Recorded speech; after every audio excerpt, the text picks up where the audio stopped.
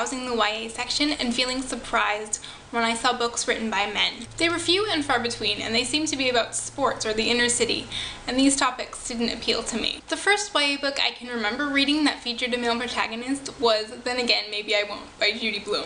When I was in my 20s, still browsing that YA section, I decided to read more books by men and discovered that there were plenty of YA novels out there with male protagonists for me to love. In 2008, I came to YouTube to find music by the Beatles, and I found Julia Nunes. She introduced me to the Vlogbrothers and John Green, and I read An Abundance of Catherines in 2009. I've since read and enjoyed all of John's novels, and the amazing success of The Fault in Our Stars and John's rise to literary fame got me thinking about those male novelists writing books for young adults who came before. Looking for Alaska was published in 2005, so I've made a list of YA novels by men that were published before that year.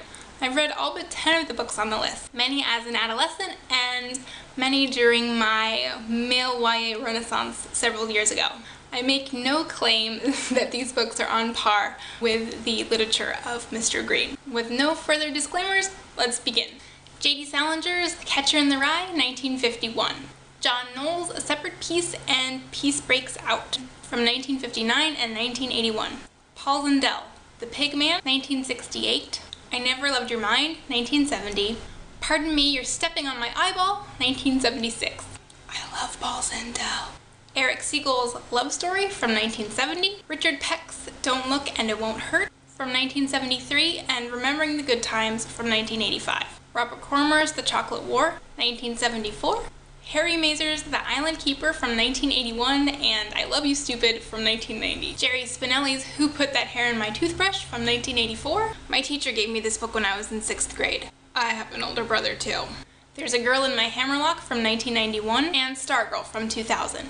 Julian F. Thompson's The Grounding of Group 6 from 1984, and A Band of Angels from 1986. Gordon Corman's Don't Care High from 1986, and A Semester in the Life of a Garbage Bag from 1987. Walter Dean Meyer's The Outside Shot from 1986. I haven't read The Outside Shot, but it sounds interesting because it takes place in college, so it would be considered new adult today.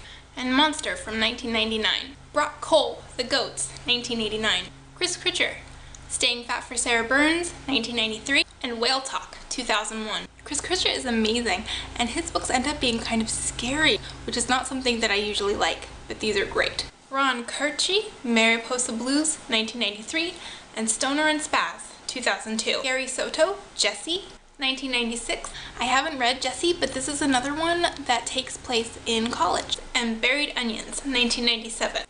Rob Thomas, Rats Saw God, 1996.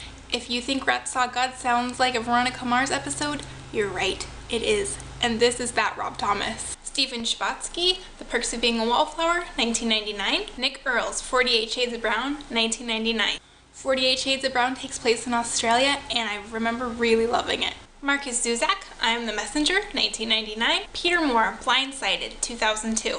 Brent Hardinger, Geography Club, 2003. Daniel Ehrenhaft, Tell It to Naomi, 2004. It's about a guy in high school who writes an advice column posing as a girl. And Steve Kluger, My Most Excellent Year, 2004.